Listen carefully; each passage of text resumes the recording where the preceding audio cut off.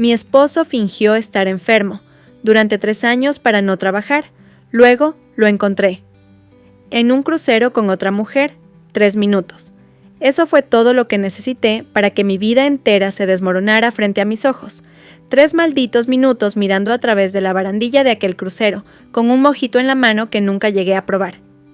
El vaso se me resbaló entre los dedos cuando lo vi. Allí estaba Carlos, mi esposo, enfermo terminal, bailando salsa con una rubia despampanante como si nunca hubiera conocido lo que era el dolor. Permítanme retroceder un poco. No soy de las que comparten sus tragedias personales en internet, pero necesito sacarlo de mi sistema antes de que la rabia me consuma por completo. Además, quizás mi historia sirva para que otras no caigan en la misma trampa, porque créanme, cuando el amor te ciega, puedes convertirte en cómplice de tu propia desgracia sin darte cuenta. Carlos y yo nos conocimos hace 7 años en la boda de mi mejor amiga Elena. Él era el fotógrafo, yo la dama de honor. Nuestros ojos se cruzaron mientras yo intentaba mantener en pie a la novia, que había bebido demasiado champán antes de la ceremonia.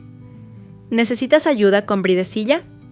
Zrenia me preguntó con una sonrisa que iluminaba toda su cara. Esa noche bailamos hasta que nos dolieron los pies, y al mes ya estábamos viviendo juntos.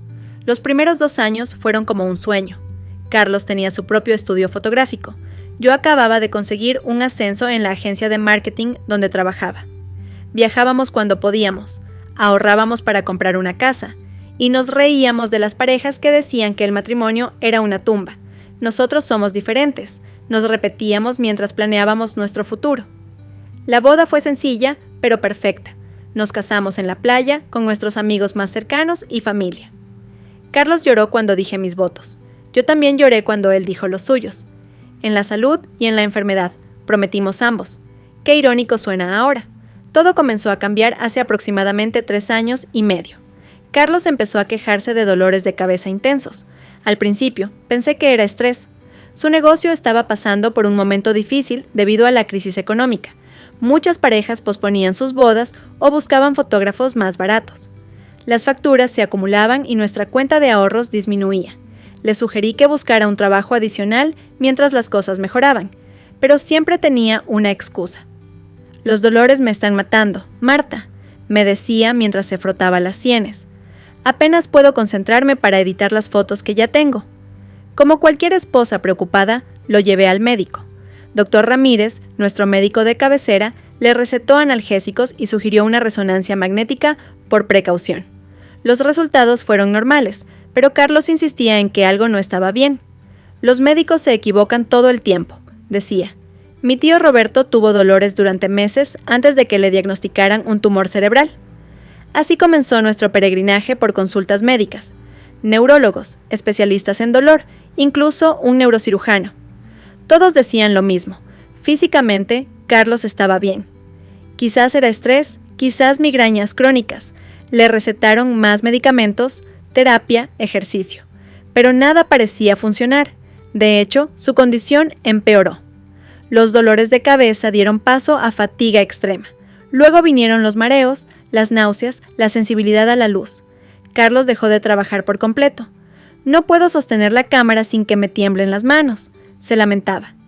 Mientras tanto, yo trabajaba horas extra para mantener nuestro estilo de vida. Tomé un segundo trabajo como freelance los fines de semana. Cancelé mi suscripción al gimnasio, dejé de comprarme ropa, olvidé lo que era salir a cenar fuera. Todo para que Carlos pudiera concentrarse en recuperarse. Nuestra dinámica cambió completamente. De ser compañeros, pasé a ser su cuidadora. Le preparaba comidas especiales que supuestamente no desencadenarían sus síntomas. Le daba masajes cuando decía que el dolor era insoportable. Reorganicé toda la casa para crear un espacio de sanación con luces tenues y sin ruidos. Incluso dejé de invitar amigos porque decía que las visitas lo agotaban. Y lo peor es que me sentía culpable cuando, después de 12 horas de trabajo, llegaba a casa agotada y me irritaba encontrarlo en el mismo lugar donde lo había dejado por la mañana, viendo Netflix o jugando en el PlayStation. «No entiendes lo que es vivir con dolor constante», me reprochaba si me atrevía a sugerir que quizás podría ayudar con alguna tarea doméstica. «¿Crees que disfruto siendo un inválido? ¿Crees que no daría cualquier cosa por volver a ser el de antes?» Y yo, como la idiota enamorada que era, me disculpaba y seguía cargando con todo. Mis amigas empezaron a preocuparse. Elena, la misma cuya boda fue escenario de nuestro primer encuentro, fue la primera en expresar sus dudas. ¿No te parece raro que los médicos no encuentren nada? Swing me preguntó un día mientras tomábamos café.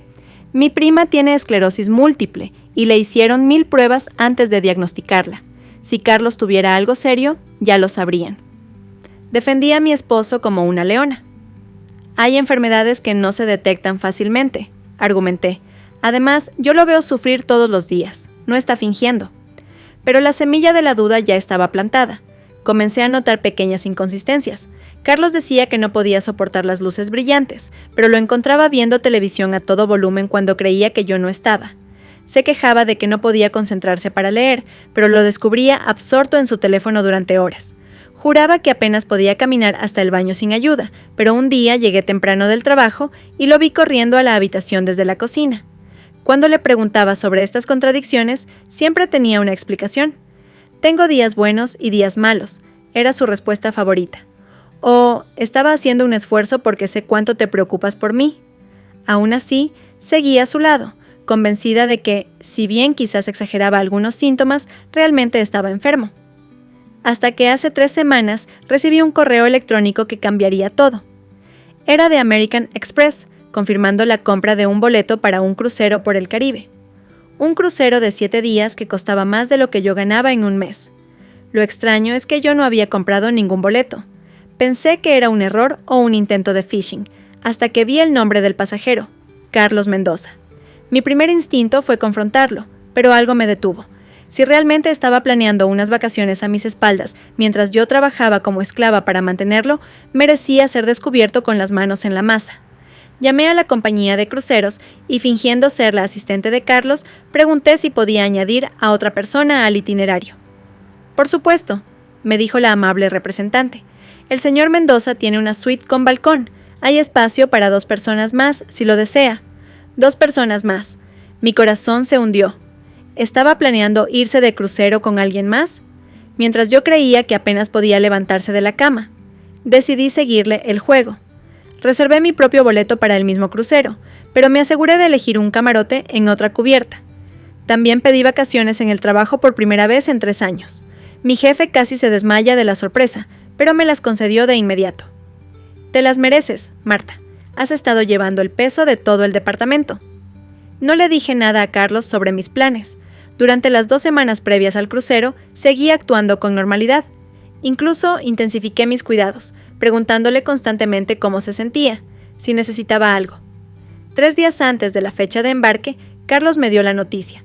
Su médico, un supuesto especialista que yo nunca había conocido, le había recomendado un tratamiento experimental en México. Estaría fuera 1 semana, tal vez más. Es mi última esperanza, cariño, me dijo con ojos llorosos. He estado investigando y este doctor ha tenido resultados increíbles con casos como el mío. Le pregunté por qué no me había mencionado esto antes. Su respuesta fue que no quería ilusionarme hasta estar seguro de que podía conseguir una cita. Le pregunté cuánto costaría este tratamiento milagroso. No te preocupes por eso, respondió. He estado ahorrando de mi seguro de incapacidad. El seguro de incapacidad que yo había luchado para que le concedieran, presentando docenas de informes médicos y apelando cuando inicialmente se lo negaron. Fingí creerle. Incluso le ayudé a hacer la maleta, sugiriéndole que llevara ropa ligera porque México es caluroso. Él asintió, agradecido por mi comprensión.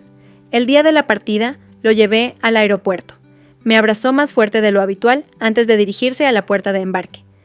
«Eres la mejor esposa que un hombre podría desear», me dijo. «No sé qué haría sin ti».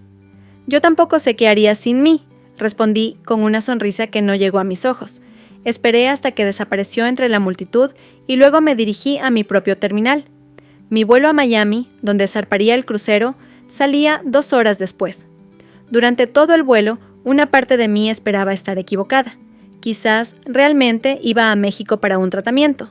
Quizás había alguna explicación razonable para todo esto, pero en el fondo sabía la verdad. Llegué a Miami y me registré en el crucero sin problemas. Era un barco enorme, con capacidad para más de 3,000 pasajeros. Me preocupaba encontrarme con Carlos antes de tiempo, pero el barco era lo suficientemente grande como para evitarlo si tenía cuidado. Pasé el primer día explorando el barco, siempre atenta, siempre mirando por encima de mi hombro. No vi a Carlos durante el embarque ni durante la cena de bienvenida. Empecé a preguntarme si quizás había cancelado su viaje.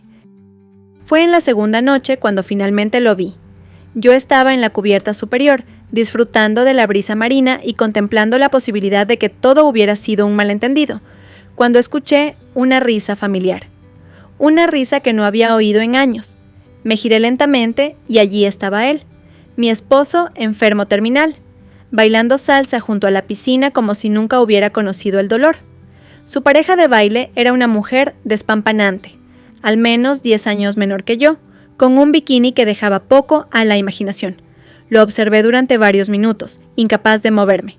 Carlos se movía con una energía y vitalidad que no le había visto en años. Giraba, saltaba, reía. No había ni rastro del hombre que decía no poder sostener una taza de café sin que le temblaran las manos. Fue entonces cuando se me cayó el mojito. El ruido del vaso rompiéndose hizo que varias personas miraran en mi dirección, incluido Carlos. Nuestros ojos se encontraron a través de la cubierta. La expresión de horror que cruzó su rostro habría sido cómica en cualquier otra circunstancia. Se quedó paralizado, con la boca abierta, como un personaje de dibujos animados que acaba de ver un fantasma. Su acompañante notó su cambio de actitud y siguió su mirada hasta encontrarse con la mía.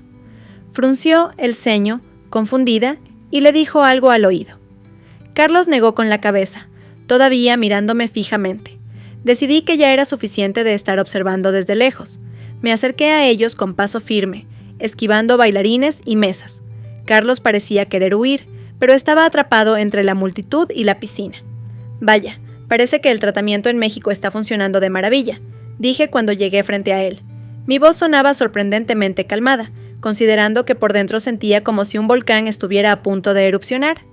Marta, balbuceó, ¿puedo explicarlo? ¿Explicar qué exactamente? Zrenia pregunté. ¿Cómo milagrosamente te has curado de tu enfermedad terminal justo a tiempo para este crucero? O quizás quieres explicarle a... Perdón, no nos han presentado. Me dirigí a la rubia, que nos miraba confundida. Soy Vanessa, dijo ella, extendiendo su mano. ¿Eres amiga de Carlos? Soy Marta, respondí, ignorando su mano. Su esposa. La cara de Vanessa pasó de la confusión al shock en un instante. ¿Esposa? Pero dijiste que estabas divorciado. Qué curioso, comenté. Porque según él, está demasiado enfermo para trabajar, demasiado débil para ayudar en casa, pero aparentemente lo suficientemente sano para mentirle a una mujer sobre su estado civil y bailar salsa como un profesional. Carlos intentó tomar mi brazo, pero me aparté. Vamos a hablar en privado, suplicó. ¿Por qué? ¿Te preocupa que todos se enteren de que has estado fingiendo estar enfermo durante 3 años? ¿De que me has dejado trabajar hasta el agotamiento mientras tú planeabas vacaciones de lujo? Para entonces, varios pasajeros se habían detenido para observar nuestro drama. Carlos miró a su alrededor, claramente incómodo con la atención. No es lo que parece, insistió. No, porque parece que me has estado mintiendo durante años. Parece que he desperdiciado mi juventud cuidando a un hombre que prefería fingir estar enfermo que enfrentar sus responsabilidades. Vanessa recogió su bolso de playa. Creo que ustedes necesitan hablar, murmuró claramente incómoda. Carlos, no me llames. Se alejó rápidamente, dejándonos solos en medio de un círculo de espectadores curiosos. Vámonos de aquí, dijo Carlos, intentando nuevamente tomar mi brazo. Esta vez dejé que me guiara lejos de la multitud. No porque quisiera hacer las cosas más fáciles para él, sino porque tenía mucho más que decir y prefería hacerlo sin público. Nos dirigimos a su camarote, una suite con balcón tal como había dicho la representante. Era al menos 3 veces más grande que el mío, con una cama king size, un jacuzzi y una botella de champán enfriándose en un cubo de hielo. ¿Cuánto costó todo esto? Component placement, pregunté, señalando la habitación. O mejor debería preguntar con qué dinero lo pagaste. Carlos se dejó caer en un sofá, pasándose las manos por el pelo. Lo siento, murmuró. Nunca quise que las cosas llegaran tan lejos. ¿Tan lejos? ¿Te refieres a fingir una enfermedad durante 3 años? ¿O a dejar que tu esposa se mate trabajando mientras tú te gastas su dinero en cruceros de lujo? No es tan simple, protestó. Al principio realmente me sentía mal. El estrés por el negocio, las deudas, tenía ataques de pánico constantes, pero los médicos solo decían que era ansiedad, que debía manejarlo mejor, como si fuera tan fácil. Así que decidiste rendirte por completo, concluí. Dejar que yo cargara con todo. No fue una decisión consciente, insistió. Simplemente, un día me quedé en cama porque no podía enfrentar el mundo, y tú fuiste tan comprensiva, tan cuidadosa. Se sintió bien ser cuidado por una vez. ¿Por una vez? He estado cuidándote desde el día que dijiste que te dolía la cabeza. He trabajado 2 empleos, he renunciado a mi vida social, he pospuesto tener hijos porque no estabas lo suficientemente bien. Mencioné lo de los hijos y vi cómo se encogía. Siempre habíamos hablado de tener una familia, pero en los últimos años, cada vez que sacaba el tema, Carlos argumentaba que no podía ser padre en su condición. ¿Y Vanessa? Zrenia pregunté. ¿Ella sabe que supuestamente estás demasiado enfermo para trabajar? ¿O con ella eres un hombre perfectamente sano? Carlos miró al suelo. La conocí online hace unos meses, admitió. En un grupo de fotografía. Empezamos a hablar de técnicas, equipos. Me recordó cuánto amaba mi trabajo. El trabajo que abandonaste, señalé. Sí, asintió. Con ella podía ser el Carlos de antes, el fotógrafo apasionado, el hombre que disfrutaba de la vida, no el inválido en que me había convertido. En que habías decidido convertirte, corregí. Nadie te obligó a fingir estar enfermo. Nadie te obligó a mentirme durante años. Se levantó y caminó hacia la ventana. Tienes razón, dijo finalmente. Me atrapé en mi propia mentira. Al principio era más fácil quedarme en casa que enfrentar el fracaso de mi negocio. Luego, cuanto más tiempo pasaba, más difícil era admitir la verdad. ¿Y cuál es la verdad, Carlos? Porque ya no sé qué creer. Se giró para mirarme, y por primera vez en años vi sinceridad en sus ojos. La verdad es que soy un cobarde. Tenía miedo de fracasar, así que ni siquiera lo intenté. Tenía miedo de perderte, así que te manipulé para que te quedaras. Tenía miedo de la vida, así que fingí estar demasiado enfermo para vivirla. Sus palabras me golpearon como un puñetazo. Durante 3 años había estado casada con un hombre que prefería mentir que enfrentar la realidad. Un hombre que había desperdiciado su talento, mi tiempo, nuestro matrimonio, todo por miedo. ¿Y Vanessa? Zrenia, insistí. ¿También le tienes miedo? Vanessa fue una fantasía, admitió. Con ella podía pretender ser el hombre que solía ser, sin las consecuencias de realmente intentar serlo. Me reí sin humor. Así que básicamente has estado viviendo una doble vida, el esposo enfermo y dependiente conmigo y el fotógrafo dinámico y saludable con ella. No era mi intención herirte, dijo como si eso lo justificara todo. No, ¿y qué pensabas que pasaría cuando descubriera que me has estado mintiendo durante años? ¿Creías que diría, oh, no pasa nada, cariño, entiendo perfectamente que hayas arruinado mi vida por tu cobardía?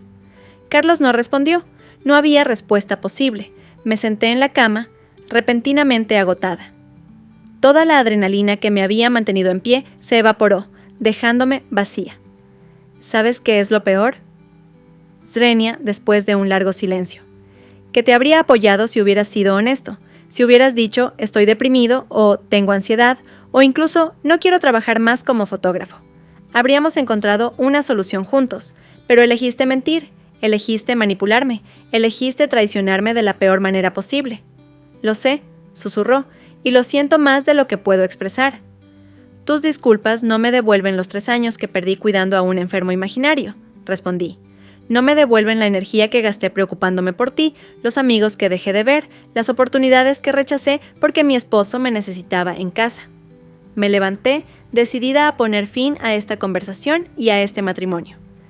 Me voy a mi camarote. Mañana desembarcaremos en Nassau. Quiero que recojas tus cosas del apartamento antes de que yo regrese. No quiero volver a verte. Marta, por favor, suplicó, tomando mi mano. Podemos arreglar esto. Iré a terapia, conseguiré un trabajo, haré lo que sea necesario. Retiré mi mano. Ahora, después de 3 años de mentiras, después de que te descubrí con otra mujer, es demasiado tarde, Carlos. Rompiste algo que no se puede reparar. ¿Y qué pasa con nuestros votos? Zrenia preguntó desesperado. En la salud y en la enfermedad, ¿recuerdas? Lo miré incrédula. ¿En serio vas a usar eso? Tú no estabas enfermo, Carlos, y si lo estabas, era de algo que ningún médico podía curar. Cobardía crónica. Salí de su camarote sin mirar atrás. Mientras caminaba por el pasillo, sentí una mezcla de emociones tan intensa que apenas podía respirar. Rabia, dolor, traición, pero también, sorprendentemente, alivio. Como si finalmente pudiera ver claramente después de años de niebla. Esa noche, acostada en mi pequeño camarote interior, Lloré hasta quedarme dormida. No por el hombre que había perdido, sino por la mujer que había sido. Confiada, ingenua, dispuesta a sacrificarlo todo por alguien que no lo merecía. A la mañana siguiente, desperté con una determinación que no había sentido en años. No iba a permitir que Carlos arruinara también mis vacaciones. Ya me había robado suficiente tiempo. Me puse mi mejor bikini, me dirigí a la piscina y pedí el cóctel más caro del menú. Que lo carguen a la cuenta de la suite 1523, le dije al camarero con una sonrisa. Si Carlos quería gastar mi dinero en un crucero de lujo, al menos yo también disfrutaría de los beneficios. Pasé los siguientes 5 días evitando conscientemente los lugares donde podría encontrarme con Carlos. No fue difícil en un barco tan grande. Hice excursiones en cada puerto, me bronceé junto a la piscina, asistí a espectáculos nocturnos y hasta participé en un torneo de póker, donde, por cierto, gané $500. Fue durante una de estas excursiones, en las Bahamas, cuando conocí a Javier. Era el guía de nuestro tour de snorkel, un argentino de unos 40 años con la piel bronceada por el sol y una sonrisa que iluminaba todo su rostro. Nos hicimos amigos rápidamente, y cuando le conté una versión resumida de mi situación, me ofreció un hombro para llorar y un oído dispuesto a escuchar. «Tu marido es un pelotudo», declaró después de escuchar mi historia. Perdón por la expresión, pero es la verdad. Me reí, sorprendida de que todavía pudiera reír. «No te disculpes, he usado palabras mucho peores para describirlo en las últimas 24 horas». Javier me invitó a cenar esa noche en un pequeño restaurante local, lejos de los lugares turísticos. Hablamos durante horas sobre todo y nada. Su trabajo como biólogo marino, mi carrera en marketing, nuestras películas favoritas, los lugares que queríamos visitar. No pasó nada romántico entre nosotros, pero por primera vez en años me sentí vista y valorada como persona, no como cuidadora o proveedora. Fue como recordar quién era antes de que Carlos consumiera mi identidad. Cuando regresé al barco esa noche, me encontré con Carlos esperándome en el pasillo, cerca de mi camarote. ¿Dónde estabas?, Zrenia preguntó, su voz una mezcla de preocupación y celos. Te he estado buscando por todo el barco. No es asunto tuyo, respondí, intentando pasar junto a él. Te vi con ese tipo, insistió, bloqueando mi camino. El guía de snorkel, ¿estás saliendo con él? ¿En serio, Carlos? Tú me engañas durante años, te descubro con otra mujer y tienes el descaro de cuestionarme por cenar con un amigo. No es lo mismo, protestó. Vanessa y yo no hicimos nada. Solo bailamos, hablamos. No me importa si tuviste sexo con ella en medio de la cubierta o si solo intercambiaron recetas de cocina, respondí. Me mentiste, me manipulaste, destruiste nuestra relación, no tienes derecho a pedirme explicaciones sobre nada. Todavía eres mi esposa, insistió. Por poco tiempo, le aseguré. En cuanto regresemos, llamaré a un abogado. Su expresión cambió de celos a pánico. No puedes hacer eso, dijo. ¿Qué voy a hacer? ¿Dónde voy a vivir? Deberías haberlo pensado antes de fingir estar enfermo durante 3 años. Respondí. Ya no es mi problema. Pero no tengo trabajo, ni ahorros, continuó. He estado enfermo, no puedo. Basta. Zrenia, grité, perdiendo finalmente la paciencia. No estás enfermo, Carlos. Nunca lo estuviste. Eres un mentiroso y un manipulador, y ya no voy a seguir siendo tu víctima. Varios pasajeros que pasaban por el pasillo se detuvieron para mirar. Carlos, siempre preocupado por las apariencias, bajó la voz. Por favor, Marta, dame otra oportunidad. Haré lo que sea. Es demasiado tarde, respondí, abriendo la puerta de mi camarote. Demasiadas mentiras, demasiado dolor. Se acabó. Entré y cerré la puerta, dejándolo en el pasillo. A través de la puerta lo escuché golpear suavemente. Te amo, dijo. Siempre te he amado. Si esto es amor, respondí, prefiero estar sola.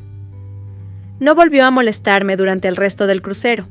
Lo vi una vez más en la fiesta de despedida la última noche del crucero.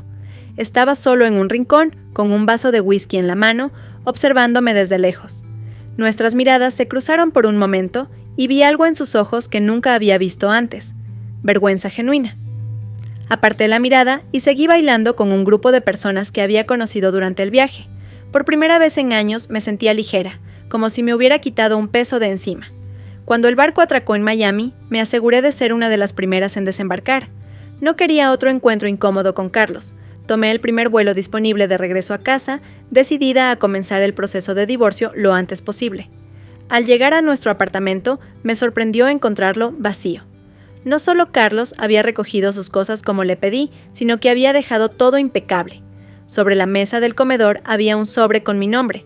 Con manos temblorosas, lo abrí y encontré una carta escrita a mano. Marta, no hay palabras suficientes para expresar cuánto lamento haberte herido. Lo que hice no tiene justificación. Te mentí, te manipulé y traicioné tu confianza de la peor manera posible. He recogido mis cosas como pediste. Me quedaré con mi hermano hasta que encuentre un lugar propio. No te preocupes, no intentaré contactarte ni convencerte de que me des otra oportunidad. Finalmente, entiendo que no la merezco. Dejé los papeles del divorcio sobre la mesa. Ya los firmé, solo necesitan tu firma. También transferí todos nuestros ahorros a tu cuenta personal. Sé que no es suficiente para compensar lo que hice, pero es un comienzo. Quiero que sepas que voy a buscar ayuda profesional. No porque crea que eso me dará otra oportunidad contigo, sino porque finalmente entiendo que tengo problemas serios que necesito resolver. Fuiste lo mejor que me pasó en la vida, y lo arruiné por cobardía. Espero que algún día encuentres a alguien que te valore como mereces. Con amor y remordimiento, Carlos, junto a la carta estaban los papeles del divorcio, efectivamente firmados por él, y un comprobante de transferencia bancaria por una cantidad que me dejó sin aliento. Eran casi 30,000 euros. ¿De dónde había sacado Carlos tanto dinero si supuestamente no tenía ahorros? La respuesta llegó al día siguiente, cuando Elena me llamó en estado de shock. ¿Has visto Instagram? Zrenia preguntó sin siquiera saludar. No, acabo de regresar del crucero, respondí, confundida. ¿Por qué? ¿Carlos ha publicado algo? Deberías verlo. Abrí la aplicación con el corazón acelerado. Carlos rara vez usaba redes sociales desde que comenzó su enfermedad. Pero allí estaba, una publicación reciente con miles de likes y comentarios. Era un carrusel de fotos. La primera mostraba a Carlos sosteniendo un cartel que decía «Cómo arruiné mi matrimonio y mi vida por cobardía, una historia real». Las siguientes fotos eran capturas de pantalla de transferencias bancarias a mi cuenta, seguidas por imágenes de él empacando sus pertenencias. El texto que acompañaba las imágenes era largo y detallado. Carlos confesaba públicamente cómo había fingido estar enfermo durante años, cómo me había manipulado para que cuidara de él mientras se aprovechaba de mi bondad. Explicaba que el dinero que me había transferido provenía de la venta de su equipo fotográfico de alta gama y de un fondo de inversión que había mantenido en secreto. «No merezco perdón», escribió. «Pero Marta merece la verdad, y todos los que consideraron contratarme como fotógrafo merecen saber qué tipo de persona soy realmente». La publicación terminaba con un anuncio de que se alejaría de las redes sociales para buscar ayuda psicológica y reconstruir su vida desde cero. Me quedé mirando la pantalla, incapaz de procesar lo que estaba viendo. Una parte de mí admiraba su valentía al confesar públicamente, otra parte se sentía violada por haber expuesto nuestra vida privada sin mi consentimiento. Los comentarios eran una mezcla de apoyo a su honestidad y condenas por sus acciones. Varios de nuestros amigos comunes habían comentado expresando su shock y decepción. Algunos incluso me etiquetaron, ofreciéndome su apoyo. «¿Qué vas a hacer?», Zrenia preguntó Elena después de darme tiempo para asimilarlo. «Firmar los papeles del divorcio», respondí sin dudar, «y luego decidir qué hacer con mi vida». «¿Crees que lo hizo para manipularte de nuevo?», swingueó con cautela. «Ya sabes, para que lo perdones al ver su arrepentimiento público». Lo consideré por un momento. «No lo creo», dije finalmente. «Si quisiera manipularme, habría intentado hablar conmigo primero, no exponerse públicamente de esta manera. Creo que finalmente está enfrentando las consecuencias de sus acciones». Después de colgar con Elena, me senté en nuestro sofá, ahora mi sofá, y lloré. No por Carlos, sino por mí misma, por la mujer que había sido y por la que podría haber sido si no hubiera desperdiciado 3 años de mi vida en una mentira. Esa noche tomé una decisión. Firmé los papeles del divorcio y los envié a la dirección del hermano de Carlos que había dejado en su carta. Luego, usé parte del dinero que me había transferido para reservar un viaje de 1 mes a Sudamérica, algo que siempre había querido hacer, pero que había pospuesto por las necesidades médicas de Carlos.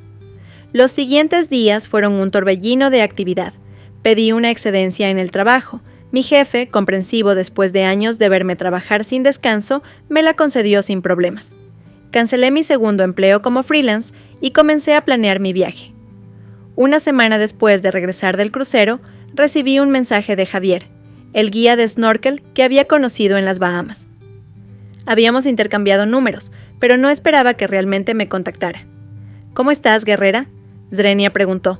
«¿Has ejecutado ya tu plan de venganza contra el idiota de tu marido?». Me reí al leer su mensaje. Le conté sobre la confesión pública de Carlos y mis planes de viajar. «¿Sudamérica?», Zrenia. «Qué coincidencia. Voy a estar en Ecuador el próximo mes, investigando corales. ¿Te gustaría tener un guía local para parte de tu viaje?». La oferta era tentadora, pero también me asustaba. ¿Estaba lista para involucrarme con alguien más, aunque solo fuera como amigos? «No es una cita», aclaró en otro mensaje, como si hubiera leído mis pensamientos. «Solo 2 amigos, explorando las Islas Galápagos. ¿Sin presiones?». Después de pensarlo, acepté. ¿Por qué no? Era hora de empezar a vivir en mis propios términos. El día antes de mi partida, recibí un email de Carlos. Brevemente consideré borrarlo sin leerlo, pero la curiosidad pudo más. «Querida Marta, recibí los papeles firmados. El divorcio debería finalizarse en unas semanas. Mi abogado te contactará si hay algún detalle pendiente. Quería que supieras que he comenzado terapia. Mi psicólogo dice que probablemente tengo un trastorno de ansiedad severo combinado con depresión, pero que eso no justifica cómo te traté. También he conseguido un trabajo temporal en una tienda de fotografía mientras reconstruyo mi portafolio. No espero tu perdón, pero quería que supieras que estoy intentando ser mejor persona, no por ti, sino por mí mismo. Te deseo toda la felicidad del mundo. La mereces más que nadie. Carlos PD. Vi en Instagram que vas a viajar a Sudamérica. Hay una carpeta en la nube con todas mis fotos de cuando estuve allí hace años. La contraseña es tu cumpleaños. Quizás encuentres algunos lugares interesantes para visitar». Cerré el email con sentimientos encontrados. Una parte de mí quería odiarlo para siempre. Otra parte se sentía aliviada de que finalmente estuviera buscando ayuda y enfrentando sus problemas.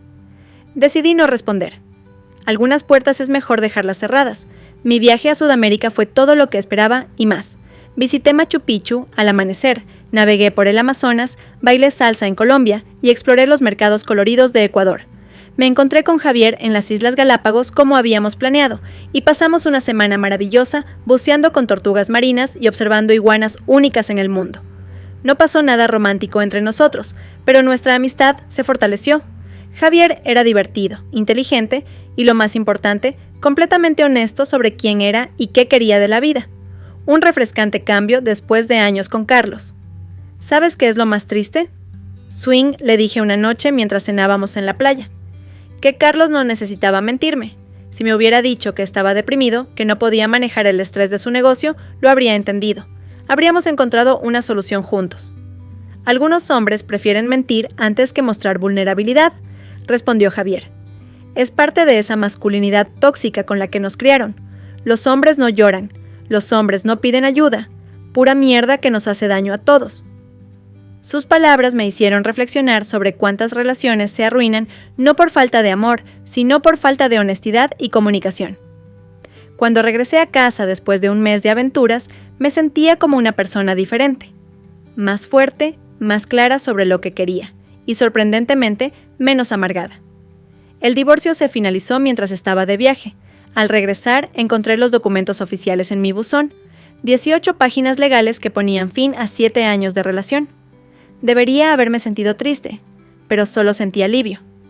Decidí usar parte del dinero que Carlos me había dado para renovar completamente el apartamento.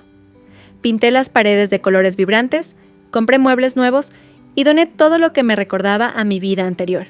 Quería un espacio que reflejara quién era ahora, no quién había sido como esposa de Carlos. También decidí cambiar de trabajo. Mi jefe me ofreció un ascenso cuando regresé, impresionado por cómo había manejado a algunos clientes remotamente durante mi viaje, pero sentí que necesitaba un cambio completo. Después de años trabajando horas extra para mantener a un marido enfermo, quería un trabajo que me apasionara realmente. Fue Elena quien me dio la idea. «Siempre has sido buena escribiendo», me dijo durante una de nuestras noches de vino. «Y tu historia con Carlos daría para un libro de autoayuda o una memoria». Al principio me reí de la idea, pero cuanto más lo pensaba, más sentido tenía. Durante mi viaje había mantenido un diario detallado, no solo de los lugares que visitaba, sino también de mis pensamientos y sentimientos, mientras procesaba el fin de mi matrimonio. Comencé a escribir por las noches, después de mi trabajo regular. Al principio, solo para mí, como una forma de terapia. Pero pronto las palabras fluyeron con tanta naturalidad que antes de darme cuenta tenía más de 200 páginas. Le mostré el manuscrito a Elena, quien lo leyó en un fin de semana y me llamó llorando. «Tienes que publicar esto», insistió. «Ayudará a tantas mujeres que están pasando por situaciones similares». Con su apoyo, contacté a varias editoriales. Después de algunos rechazos, una pequeña editorial feminista mostró interés.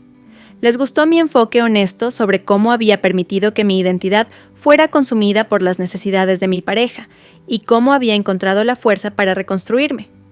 6 meses después de mi regreso de Sudamérica, firmé mi primer contrato editorial. Mi libro, 3 años de mentiras, cómo sobreviví al gaslighting y encontré mi verdad, sería publicado el próximo año.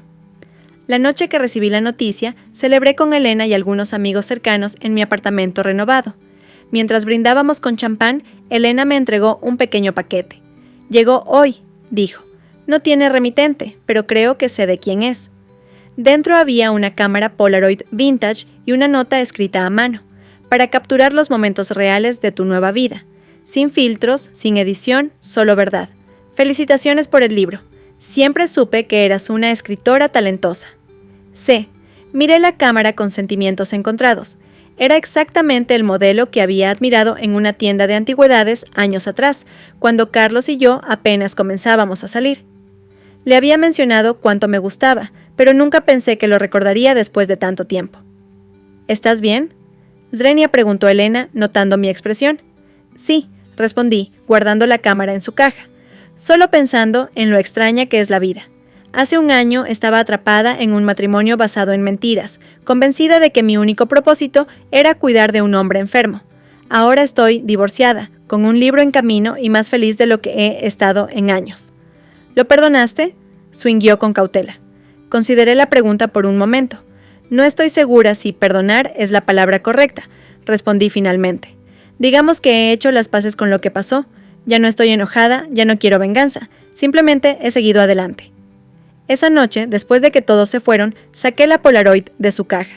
Tomé una foto de mí misma sonriendo frente a mi biblioteca recién instalada, con mi contrato editorial visible en primer plano.